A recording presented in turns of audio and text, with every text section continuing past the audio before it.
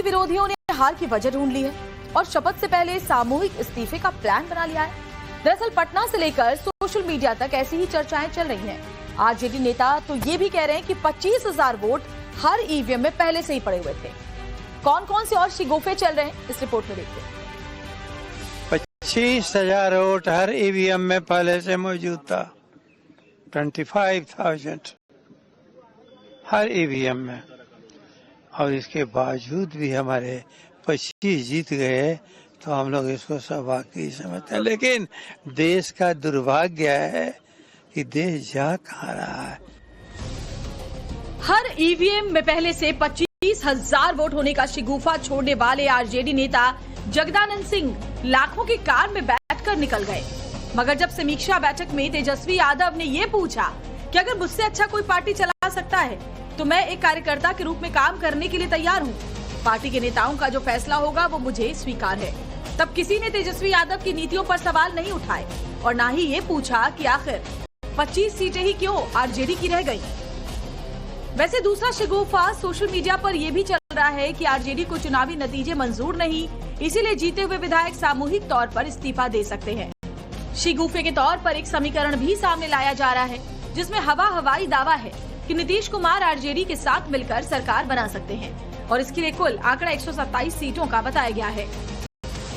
महागठबंधन की इतनी बड़ी हार होने के बाद भी समर्थक अगर दिल को तसल्ली देने के लिए ऐसे फॉर्मूले निकालते हैं तो लगता है शायद उन्हें हकीकत से वास्ता नहीं रखना है, क्योंकि जमीनी सच्चाई ये है कि पार्टी की करारी हार से लालू परिवार में बुरी तरह कलह मची है।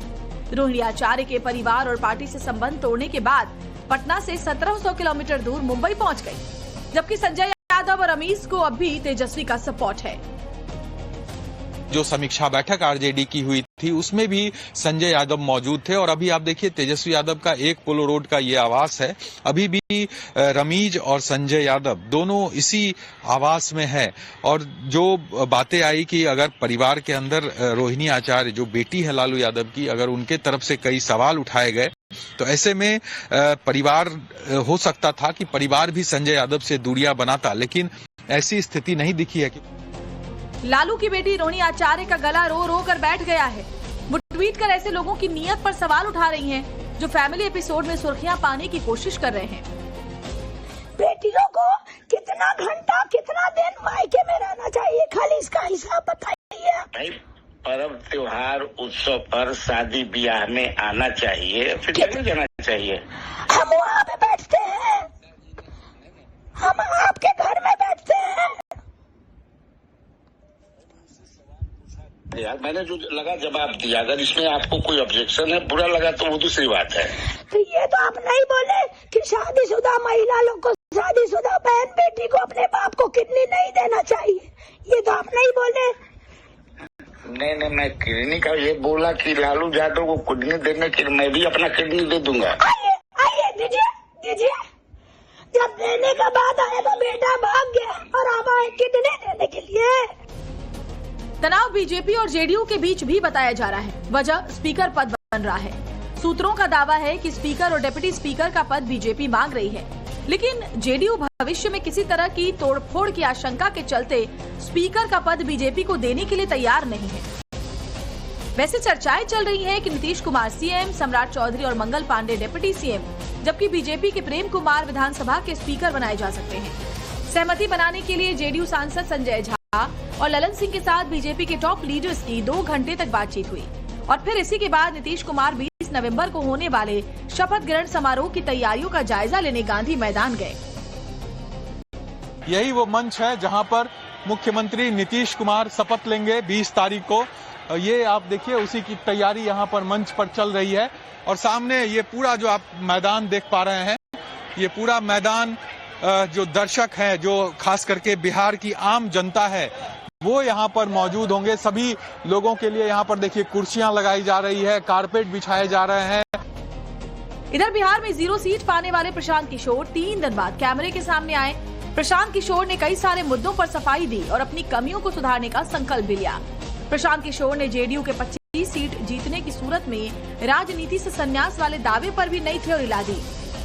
आज जरूर धक्का लगा है और उसके लिए जो कुछ भी कमी है उसको सुधारा जाएगा और उतनी ही ताकत से फिर खड़े होंगे।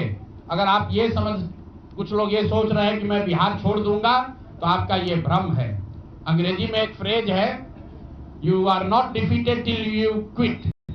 जब तक आप छोड़ेंगे नहीं तब तक आप हार नहीं सकते हैं।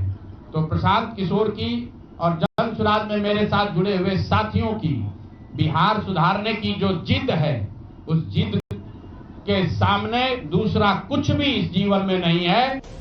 जूता 25,000 हर ईवीएम में, और इसके बावजूद भी हमारे 25 जीत गए, तो हम लोग इसको सौभाग्य समझते हैं। लेकिन देश का दुर्भाग्य है कि देश जा कहाँ रहा है।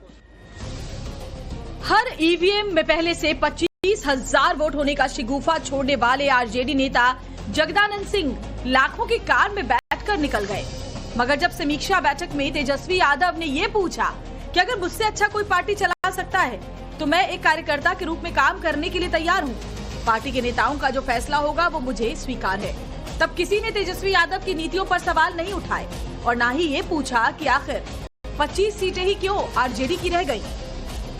वैसे दूसरा शिगुफा सोशल मीडिया पर यह भी चल रहा है कि आरजेडी को चुनावी नतीजे मंजूर नहीं, इसीलिए जीते हुए विधायक सामूहिक तौर पर इस्तीफा दे सकते हैं।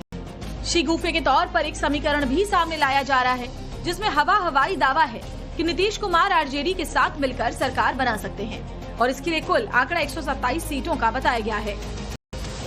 महागठबंधन की इतनी बड़ी हार होने के बाद भी समर्थक अगर दिल को तसल्ली देने के लिए ऐसे फॉर्मूले निकालते हैं, तो लगता है शायद उन्हें हकीकत से वास्ता नहीं रखना है, क्योंकि जमीनी सच्चाई ये है कि पार्टी की करारी हार से लालू परिवार में बुरी तरह कलह मची है। रोहिणी आचार्य के परिवार और पार्टी से संबंध तोड़ने के बाद पटना से 1700 किलोमीटर दूर मुंबई पहुंच गई, जबकि संजय यादव और अमीश को अब भी तेजस्वी का सपोर्ट है। जो समीक्षा बैठक आरजेडी की हुई थी उसमें भी संजय यादव मौजूद थे और अभी आप देखिए तेजस्वी यादव का एक पोलो रोड का ये आवास है। अभी भी रमीज और संजय यादव दोनों इसी आवास में है और जो बातें आई कि अगर परिवार के अंदर रोहिणी आचार्य जो बेटी है लालू यादव की, अगर उनके तरफ से कई सवाल उठाए गए तो ऐसे में परिवार हो सकता था कि परिवार भी संजय यादव से दूरियां बनाता, लेकिन ऐसी स्थिति नहीं दिखी है कि लालू की बेटी रोहिणी आचार्य का गला रो रो कर बैठ गया है। वो ट्वीट कर ऐसे लोगों की नीयत पर सवाल उठा रही हैं जो फैमिली एपिसोड में सुर्खियां पाने की कोशिश कर रहे हैं। बेटियों को कितना घंटा कितना दिन मायके में रहना चाहिए, खाली इसका हिसाब बताइए। भाई पर्व त्योहार उत्सव पर शादी ब्याह में आना चाहिए, फिर चले जाना चाहिए। हम वहाँ पे बैठते हैं, हम आपके घर में बैठते हैं। यार मैंने जो लगा जवाब दिया, अगर इसमें आपको कोई ऑब्जेक्शन है, बुरा लगा तो वो दूसरी बात है। तो ये तो आप नहीं बोले कि शादीशुदा महिला लोग को, शादीशुदा बहन बेटी को अपने बाप को किडनी नहीं देना चाहिए, ये तो आप नहीं बोले। नहीं, मैं किडनी का ये बोला कि लालू यादव को किडनी देने के लिए मैं भी अपना किडनी दे दूंगा। आइए दीजिए। जब देने का बात आया तो बेटा भाग गया और अब आए किडनी देने के लिए। तनाव बीजेपी और जेडीयू के बीच भी बताया जा रहा है। वजह स्पीकर पद बन रहा है। सूत्रों का दावा है कि स्पीकर और डिप्टी स्पीकर का पद बीजेपी मांग रही है, लेकिन जेडीयू भविष्य में किसी तरह की तोड़फोड़ की आशंका के चलते स्पीकर का पद बीजेपी को देने के लिए तैयार नहीं है।